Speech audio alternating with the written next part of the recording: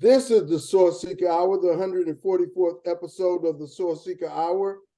As you know, I'm very deeply involved and always have been in education. My father was a 40-year educator. I just finished my 32nd year. I retired in July.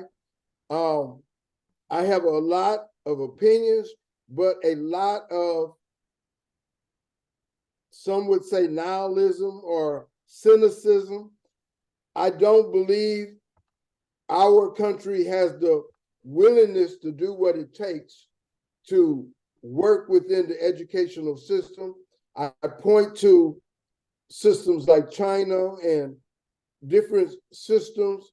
I hope I'm not just speaking for the, I would say, far-right countries or the countries that have communism or some other system of government that pushes their government in a way that would put those kids in that situation. However, can we argue it works for them? And we have a whole different way that we look at our educational system. But what is happening? Dropout rates have increased, but from what I hear, they are kind of stabilizing. Teacher shortage. It was bad when I was there, and as violence gets difficult, safety, and all of those particular things that happen in the school environment, it's harder to get and keep employees. I know. I see them going out the door every day. So what do we do about education? I want to introduce my guest while we wait on hopefully some others to come in. Brother Marcus Scott IV, please give the audience a background on your perspective and who you are in education. All right, how you doing? I'm Dr. Marcus Scott IV. I'm currently a principal at a middle school and a school board member in a neighboring county. I'm in Georgia. I've been in education for 22 years. I also have well, we used to be a radio show. Now we just do it on Facebook Live and Zoom, kind of like you're doing, called the Educational Hotline. So if you're ever interested in watching, we're on Wednesdays at 6 o'clock. Same thing you're doing is talking about education issues that affect students, mainly in Liberty County, but throughout the state and throughout the nation. So I'm very passionate as well about education, and definitely ready to talk about educational issues. Well, thank you very much, sir. I think the biggest thing in education, it goes back to this, where we're talking about funding, and anytime you're talking about funding, you're talking about private, public, charter, all these different types of entities that some kind of way pull into the system. And then you start talking about school choice and all of these other things. So I think that is number one. And on the list that I saw, the top 13 major issues in education, that was at the top. What is the answer to that? And I know that has so many different levels, but what is the best way? I would submit to you that it's going to end up with private public school choice very soon. If you heard the Republican candidate talking about get rid of the Department of Education, let's go ahead and have charter schools everywhere. I think that's what he was saying. And I think there's a push for that. And I think eventually that's where things are going to go. What is your opinion of that? Well, like I said, I'm in Georgia, and we've already pretty much heard every year they try to make it where public dollars are going for private schools, which I'm against. But again, we'll keep allowing that to happen. And I've pretty much been told that it's going to happen this year. So hopefully it does not. However, that's going to be a continuing issue, and that is probably one of the problems with education that you're talking about is how political education is. So, because education is more than about 60% of most states' budget, most politicians is going to want to say in how that money is spent. So the more they can control the education budget, uh, the more money that they have available to themselves. So unfortunately, I think education, because of the amount of that's spent on education, is just used for political purposes. But in order for it to be successful, we can't have the politics in education. And I guess one thing that we would need is people like yourself that's retired that can come in and have nothing to lose and do what's right for kids. So I think that is part of the problem. You know, everyone that's in education, the majority of the people feel like they have too much to lose, that they're not going to give everything to sacrifice certain things. So um, I'm So different. let me interject. What is the answer? What is the best way, given the political climate and then what the students need? What is the best way? Are you saying the public school system is the best way, period, for everybody, or basically like it is now, but make it more expanded? You got public schools, you got private schools, you got charter schools, and all of them are pulling. I think eventually the public school is going to be left very limited, maybe 10% of the budget, and you got to kind of jump in and get what you can out of that, and that's going to cause a difficulty in the educational environment, especially for socioeconomic at-risk kids. So, what do you believe is the best way? I mean, I'm a definite proponent for public schools. So why are you so adamant about public schools? Is it because you think the disadvantaged won't get their fair shake? Yeah, more than unlikely. But I mean, public school is for everyone. I mean, if you segregate that in charter or private, you start to segregate who can get into the school. But I got to go back to this. Schools, in a lot of ways, are closely, in some areas, segregated. In other areas, there's a lot of tension. I bring in critical race theory, 1616 project, I think it's called, other things that have tried to give a different perspective on education, especially in history, and they have gotten so much backlash, and they have enhanced the political movement. And it's going to be difficult for everybody to be in the same system.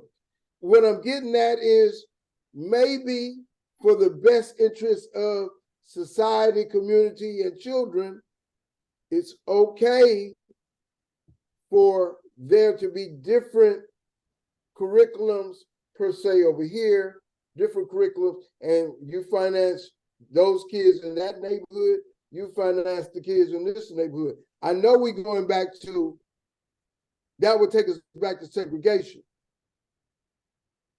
There were some advantages to segregated education. Speak on that. What would happen with both scenarios? What's going to happen if we keep going like we are, as opposed to trying to get the best out of an evolving environment that is kind of going backwards? Well, again, I think that's part of the problem because we talk about public education. We don't say. I didn't say public education had to be the same way it is. I just said that public education is necessary. So You have private and other schools. We should never spend public money for private Okay, schools. I need. I got to get to the nitty gritty of this. That's what the listeners want to hear. What changes would you make to public education? What changes if you had the power from the Texas commissioner, governor, and they asked you, and we're going to implement these things? What would you do? It would be a total. I mean, it's so many things that I would do. So I don't know if I can just list, but I guess the base of what should change with public education is how we group kids by their age. And no other area of life are kids just grouped because they're in the same age group. So if you have 11-year-olds that's on an 18-year-old level academically, and then you have 11-year-olds that's on a fourth grade, maybe academically. So if you have 11th grades that's ready to graduate, then they should be able to move on. So it's just different ways that you can't redesign public education. I mean, but that is already supposed to be in place. You know, I've heard of many kids being skipped 3 grades ahead because of their academic ingenuity, and then those who have been kept behind a couple of grades because, hey, they're not trying to do their work or trying to participate in anything. So I think that's already in the system. That's not the norm. That's probably in some cases. Definitely not here in Georgia. That's rare that you. I mean, we used to have move on, and that's how much we stifle education to go back to the way it was when we do progress. We had move on when ready, which means that ninth graders could accelerate and graduate. So a lot of them was graduating with associates, either graduating high school early, and that was looked at as a bad thing to where they put more stringent policies where you can only take so many classes, college classes at one time. So all of those things are interconnected because the college would be losing money if a lot of kids were, taking all their classes while they were in high school. So, I mean, that's one example of what should happen. Of course, there should be a bigger key on literacy. So I would start um, school as early as mandatory school, 3 years old. So we have to, when students are early as possible able to read, we have to ensure that there's some kind of structured environment where they can read. I tell you, and I said this last time, we got to change the standards. Some people are hardliners. I think we need different levels. Teacher one, that's the one that did not go to and does not necessarily have an educational degree. They probably have some type of a degree, but they don't have all the requirements, or they may not even have a degree, but they have they can work with a teacher who is helping them in the classroom by setting things up in curriculum and so forth. We need more of those. In other words, we got to be able to fill the shortage. So we need teacher level one, may not even have to have a degree, teacher level two, who has a degree, but not the educational pedagogy stuff. Teacher three, they have all of the credentials, the education degree. Then teacher four, those with 15 years experience or more. And, so we have to have different levels to keep the schools there, because you need to have a body in the classroom to be able to engage with those students. And that being said, the students are being allowed to do so much where it's difficult for somebody to want to stay in there. And that's a whole bigger issue. That is a whole bigger issue. And that's not an easy fix in our society, because the kids are a lot of times coddled, but they should be coddled also. But it's a fine line. I think it is an easy fix, and I told you I'm on the school board as well, and And some, like you, and I understand what you're saying, because I agree that on one hand, you can't allow major disruption in the class that's preventing other students from learning. But on the other hand, a disruptive students need is a warning sign that something's wrong and they need the support. So Well, the way brother Scott, I mean, just the, because a student acts out doesn't mean what you are doing, what you have put on the table, the system you set up is wrong. Sometimes the student is just wired, quote unquote, that particular way. He I has learned disagree. a sense of, or he has learned a habitual way of being, and he has to So that was two unlearn that, different and that's things not that going to you be said. in a Either classroom setting per se. either they're Hope it wired or does. they learn. So I agree with the latter part you said that they learn, but I don't believe they're wired like that. So someone taught them to be that way, and someone can I mean, unteach but them. that's what I'm saying. Wired. Okay, I can see where you're saying that, but you know, a wire is just a repeating line that you have learned from some environment, some genetics, or something of that nature. It can be unlearned. It can be unwired, and so forth. However, that may take a lot of more work than you have the capacity to do as a teacher. Correct. Everybody can be helped if you catch them at the proper time and they are willing. Everybody can be helped. I agree with that. However, there are some deeper things sometimes that are beyond the point at which you meet that particular individual. And that is happening earlier and earlier. That's a big problem. You know, I'm going to tell the story of little Johnny that I wrote about in my first book. You know, he came to school dirty and stinky and so forth. And he said, I'm going to kill myself in the second grade. And he didn't feel like, you know, living already. And that was embedded in his mind and his spirit. So, and that would have been a process and a real impact to be able to impact that child. And that is happening earlier and earlier. And that is the problem in a lot of ways. And with our society, and I go back to my first point, other countries do not have the issues in education that we have. So do we have to go into a deeper change? And we have Democrats on the one hand, we have Republicans on the other hand, and nobody is, some are too permissive in their legislation, some are too stringent, you know, and we are dysfunctional in that way. And teachers come to the point, hey, I just want to hold on. I need to get my salary and go home because the futility is palatable. And that's the difficult thing. I just wanted to share that. But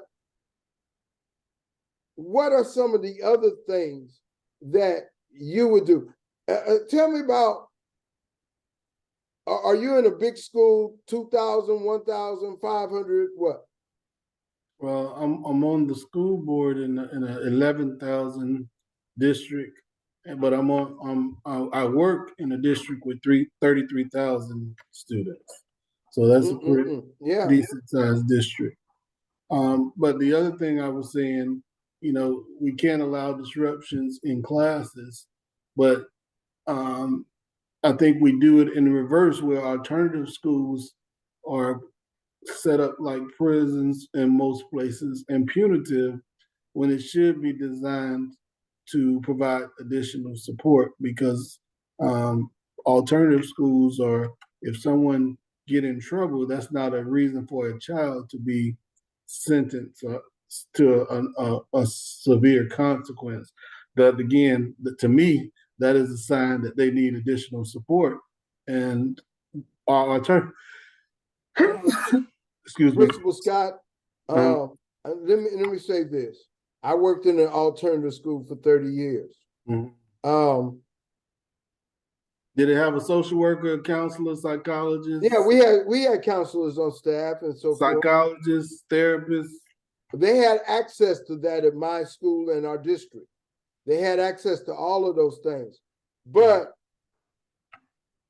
again, back to my cynicism, just with our environment and the cracks and crevices in our educational system, there's so many windows for that child to get out of. Now, I'll talk about also that the opportunities that are available are very good, even if you are in an environment with quote unquote not that much money available, but you have so many things. Most all schools have computers. Most all schools have a library. Most all schools have some certified teachers. And you have the opportunity to learn if you apply yourself. I think nobody can say that they don't have the resources available in 2023. So that is not the problem. And I think for a long time, it has not been the problem. The problem is just our dysfunctional system that does not do a serious intercession against violence in school and protecting school safety, even things like bullying and different things. Now, that is a very hard thing to change because it has so many different levels, openings, different ways. But if the kids know that there are going to be consequences, meaningful consequences, maybe to tamp it down a little bit, but that we really can't police. But it goes into the other factor of violence. It starts with that back and forth and all of those different things. So we should have a greater pulse of it. I would say the districts, the schools need to police the internet too. That should be an officer of the school. We got to engage in the internet more as the administrators of the school.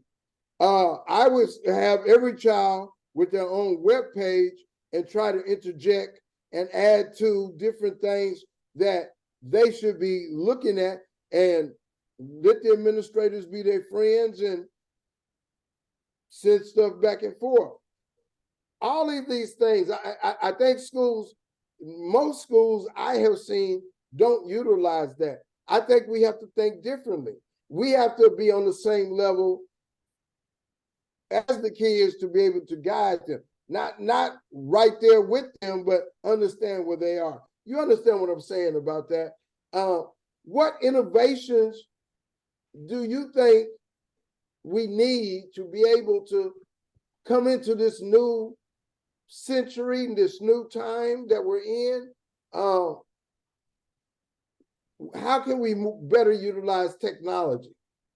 Well, I mean, I think I get what you're saying, and that's what's needed. Innovation. A lot of the schools look the same way that they did 50 years ago.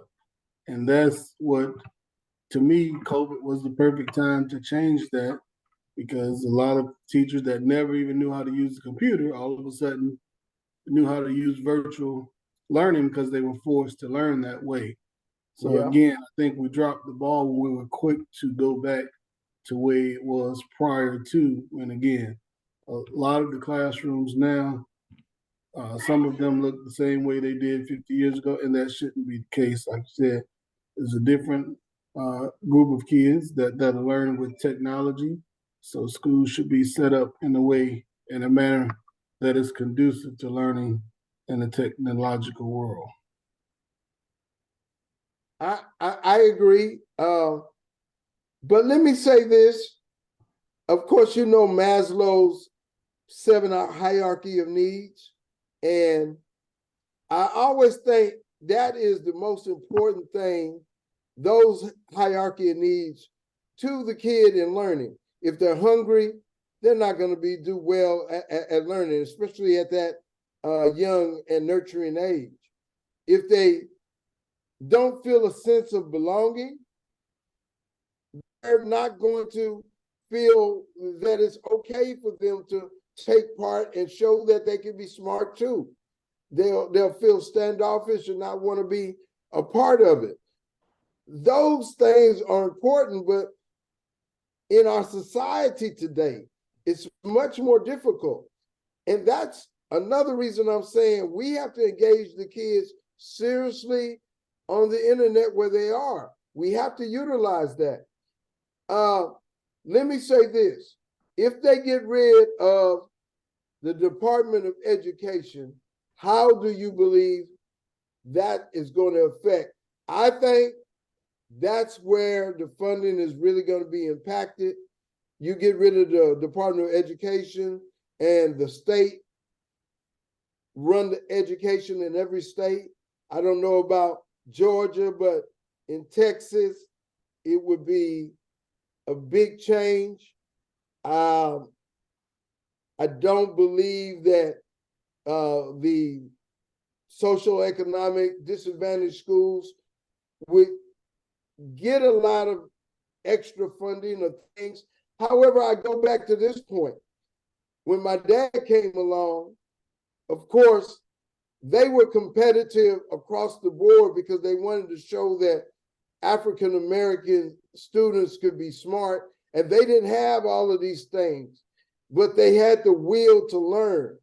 And that is still important. If we can find a way to instill that, but it's so difficult when the peer pressures of social media, TV, and everything else are there. And my dad didn't have those things at that time.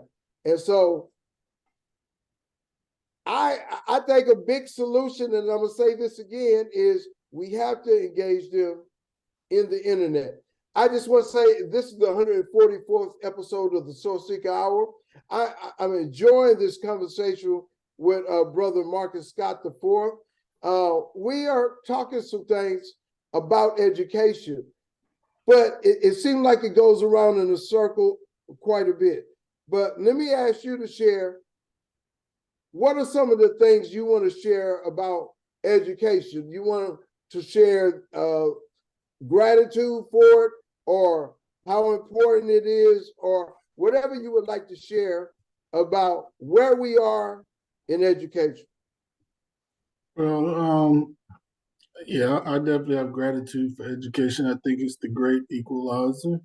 There's work that can be done with education, of course. Work can be done with anything, um, and with with all the funding and the systems that are in place, is going to be very difficult to change things, but um, it doesn't mean it's impossible. So I just think we have to continue to do what we can.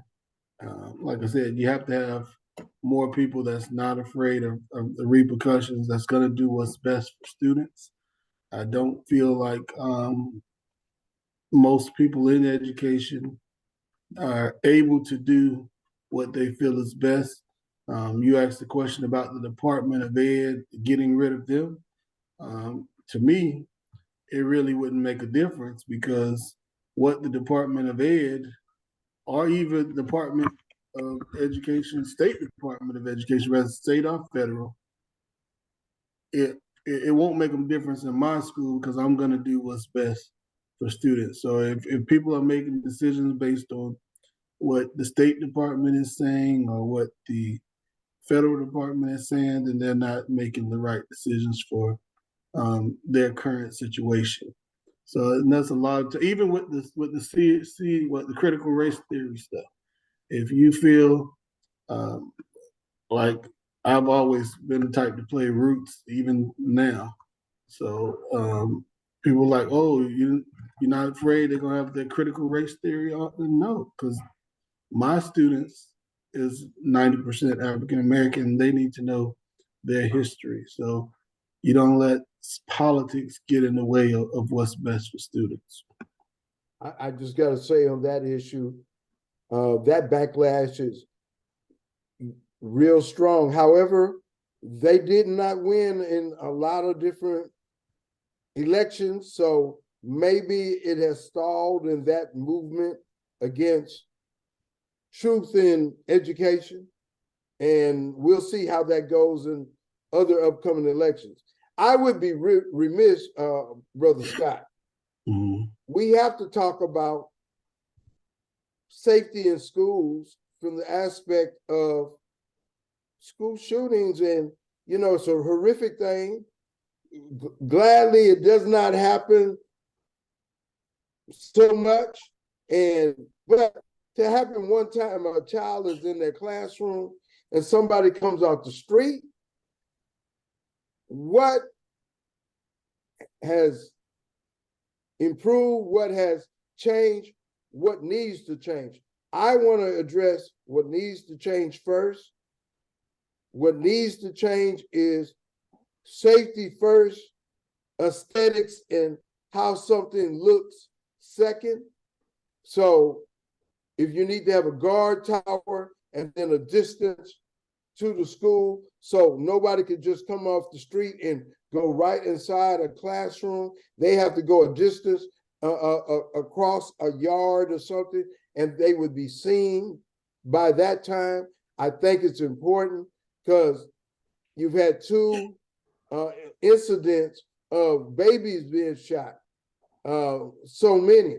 So I that is my opinion, and I'm not as much into well, we don't want them to think that they are in a prison. No, kids can adjust.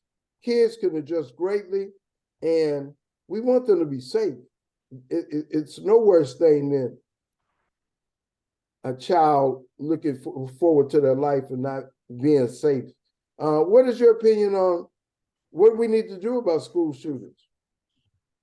I definitely think safety is priority, but I think you can do that. I'm one of those that I don't feel like um, you should make it where it looks like a prison.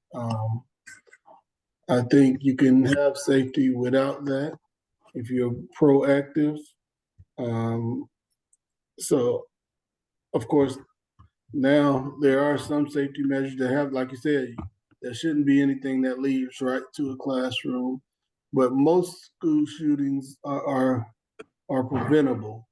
I know, like the one over there in Uvalde, the door was cracked open. So those are things that should never happen. Well, and I see we would probably have a different opinion on this. I'm Mhm. adamant that the one in Uvalde, he wouldn't have got in there.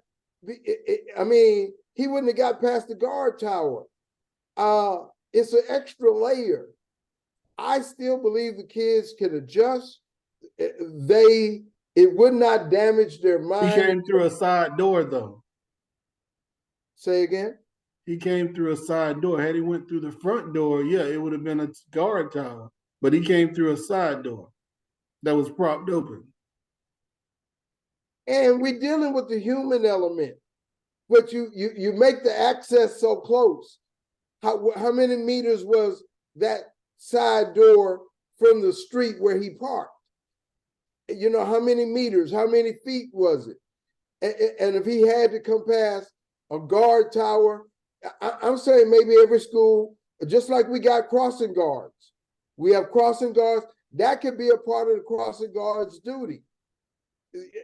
You got maybe two assigned to each school, so you have two entrances, two exits. But then you have, of course, at the school itself and at the building, you have more exits than that.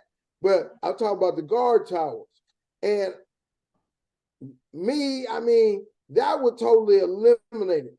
But I hear the argument, but I think that is really not considering the growth, the ability of the child. I'll say that, and I'll turn it over to you. No, I just think that, of course, I mean, ideally you want the least amount of entrances and exits. But and like I said, in that case, that was a side door. So I didn't realize you meant a guard outside. Again, yeah, we don't. I wouldn't think we want a prison like atmosphere. Um, I mean, it shouldn't be close to the road. However, no matter how close it is to the road, if the building is secure, then I think it'll be less likely that you have someone just come in there. And that needs to be practiced. I And just want to share how many, I don't even know how many school shootings, but I know we had Cumberland, Uvalde, uh, I forgot the name of that city, but where that young man, he killed his mother and then went into his old school. And it's happened so many times. And I'm sure those principals thought they were relatively secure. I mean, but we have to do something in our society. And I think the schools have to set the example. I do not believe that our legislation will ever take away guns. Even taking away assault rifles, I'm not sure we even going to get there. So, given that, I think we have to do all we can for higher measures to take care of our kids. And I just want to say we're close to the end of our program, and this has been a very interesting show. And we're going to have part 2 on the 30th. It's still important to talk about. And with everything happening, talking about shutting education down, education department, and how society is evolving, it's still a window into how our community is. Because if our schools are not safe, we're not safe. If our schools are flourishing, then we are flourishing. It goes hand in hand. But we saw during COVID how important teachers and administrators are to our society. We saw that.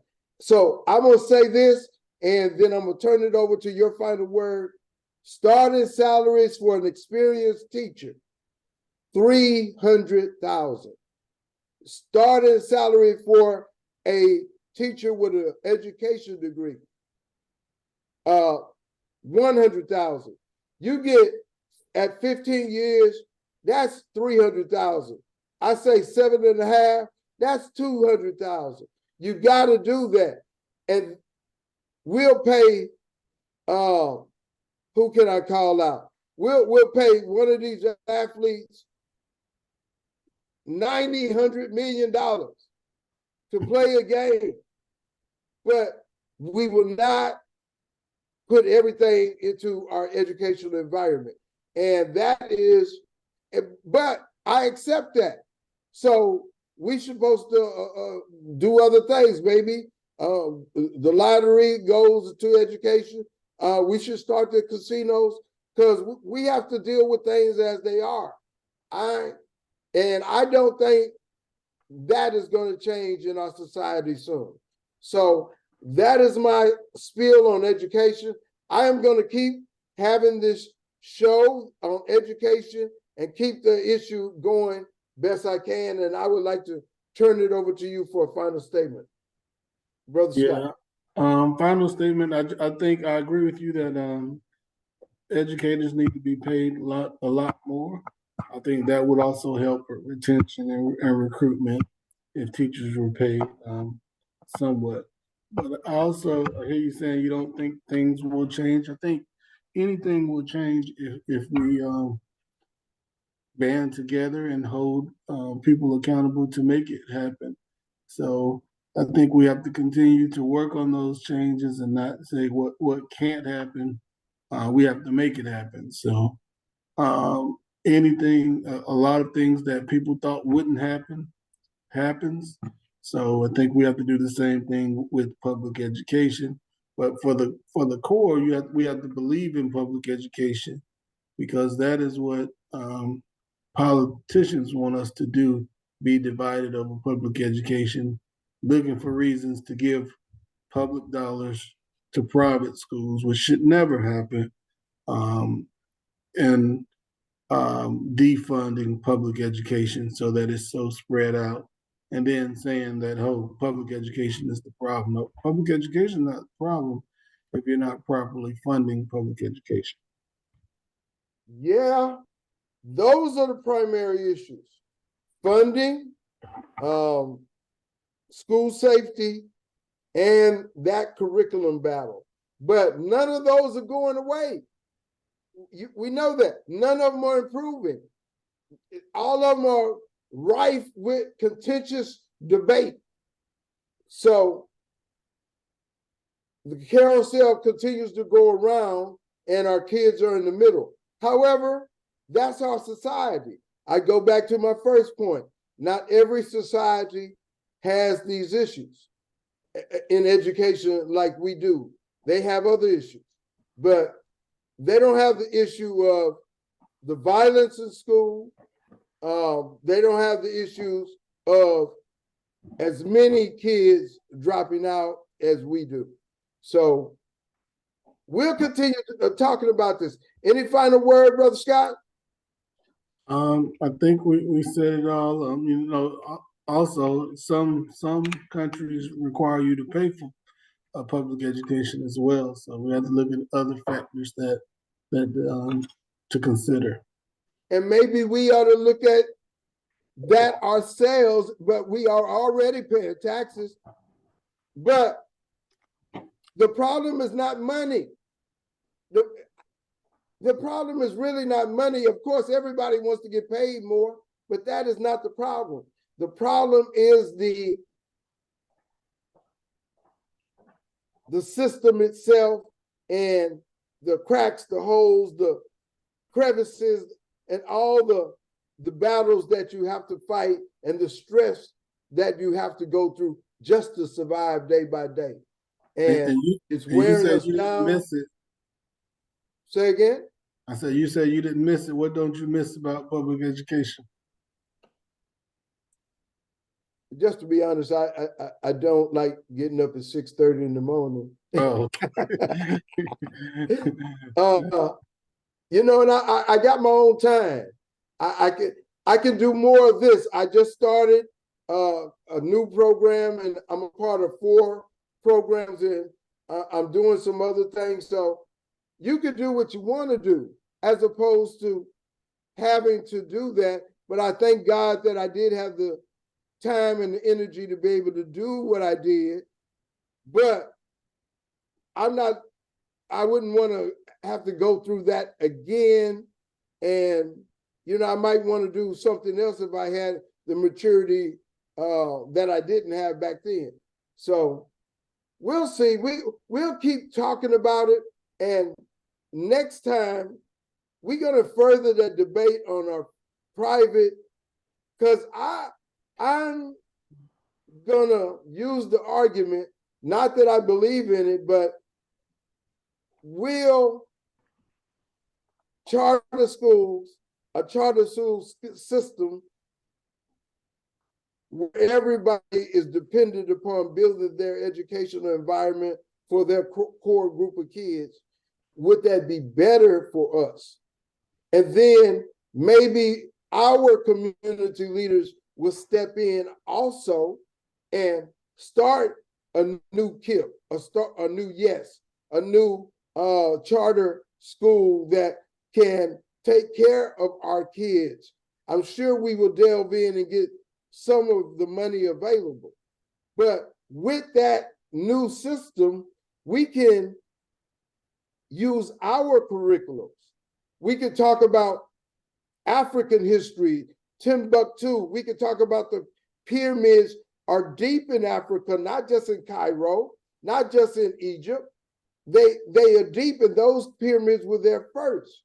What is that significance? We can talk about Hannibal and how great of a general he was and use that emphasis. We could tell the truth about Henry Box Brown. We could tell the truth about all of these things and not have to feel that we have to adhere to what somebody else thinks is important. And it may come to that anyway.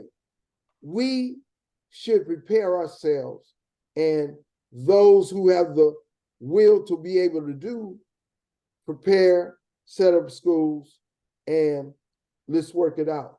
This is the Sourceseeker Hour. I'm Baruti Carl Alexander with Brother Marcus Scott the fourth.